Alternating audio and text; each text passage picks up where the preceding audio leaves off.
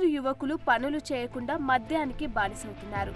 ఆ మత్తులో తామేం చేస్తున్నామో ఆలోచించకుండా నేరాలకు పాల్పడుతున్నారు.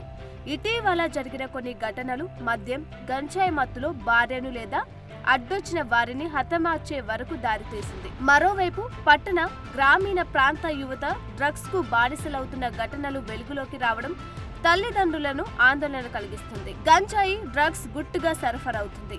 వికారాబాద్ జిల్లా కర్ణాటకకు సరిహద్దులో ఉన్నందున రైలు, రోడ్డు మార్గాల్లో గుట్టు చప్పుడు కాకుండా పట్టణ ప్రాంతాల్లోని తెలిసిన వారికి పంపిణీ చేస్తున్నారు. తెలిసిన యువకులకు మాత్రమే ముఠాలు గంజాయి పంపిణీ చేస్తున్నారు.